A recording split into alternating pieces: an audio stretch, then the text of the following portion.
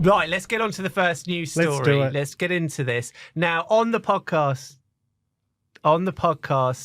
a few weeks ago, we were talking about Air New Zealand and their youth hostel bunk beds that they're installing, or the Skynest, as the PR team are calling it, which is essentially on their longer flights, the people, the povos in economy can go and lie in these bunk beds in Air New Zealand. Like, it's an absolute revolution. No one's ever done this before. And obviously those people are wrong. It's just youth hostel bunk beds. But they haven't done it on a plane before. They haven't done it on a plane before for good reason, because anything worse than being in youth hostel bunk beds is being on youth hostel bunk beds in the air. So there's a good reason. And we I all don't know know. about I'd still say that being stuck in the back row between two people on a red eye is worse than a youth hostel bunk bed on a plane. I've been in some very nice youth hostels, to be fair, in my younger days. Youth hostels are very, very nice. They suit a purpose. Anyway, the point is that Air New Zealand, the big thing of this is a complete revolution in the sky.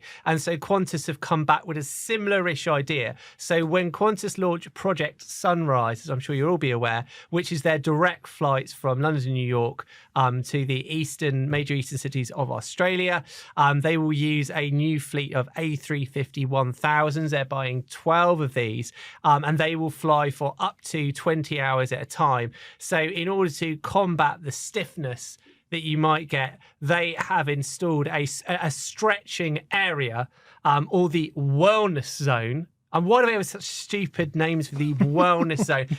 It is stupid. I'm sorry, I don't mean horrible, but it's stupid. Well, you're not going to call it the sickness zone, are you? No, you can't. No. That's just economy is what that is, the sickness zone. We are, for the benefit of those who are listening to the audio-only version of this, the wellness zone, it's like a corner of the A350, and there's a TV screen which apparently will be showing like fitness videos and stuff, and there's like some sort of padded handles you can hold on to do your stretching, and there's obviously they've lit it all quite nice and stuff as well.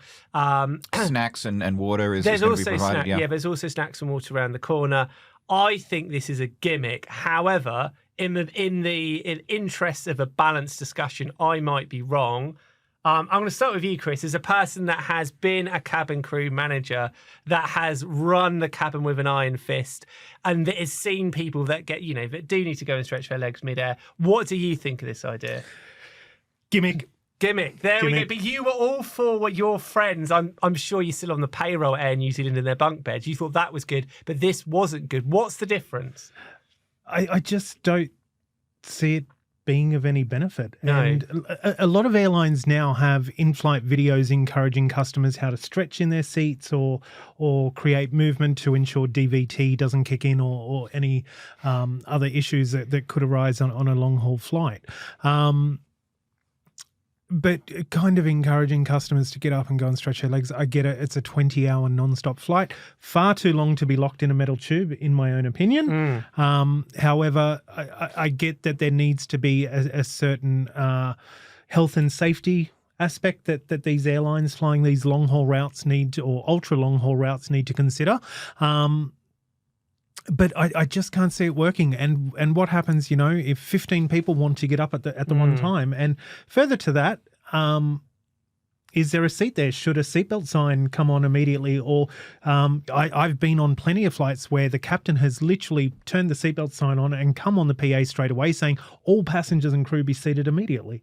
So, I mean, that is the issue, is if you're contorting your body into some strange position doing one of these stretches, and the next thing you hit a bit of turbulence. Yep. Surely that is a recipe for disaster. Mid-air accidents. Exactly. I don't know. It'd really help the yoga, probably. Well, just maybe. being shaken into new positions that you never even tried. But Jake has unique insight, because Jake is a man that, outside of this job, likes to sing and dance. You've been in many musicals.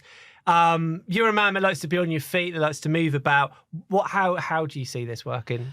I mean, look, again, I feel like I'm playing devil's advocate again for the second week in a row, and you guys are sitting on the opposite side of the table. Yeah, it's very confrontational. It's a very adversarial style of podcast that we have going on now. But I don't know. It's never been tried before. It's never been tried. It may work Possibly very for well. good reason. But well, I mean, one of the reasons is nobody has been insane enough to fly 20-hour flights before. But if you're on a 20-hour flight and there's a place where you can go and, stretch your legs and, I don't know, maybe do a couple of proper stretches and have a snack and some water outside your seat and, get up for a little while, it might be nice. It's worth trying, I think. So one of the points of the stretching area is it will be between premium and premium economy and will be available for all people on the aircraft to use. The people in first, though, even though they technically can use it, they will have their own suites, their own rooms. So they have a lie-down bed. Yeah, exactly. So they won't be sullying themselves with this. So I And understand they have room in their suite to do their own stretches or downward dog if that's what they wish to do.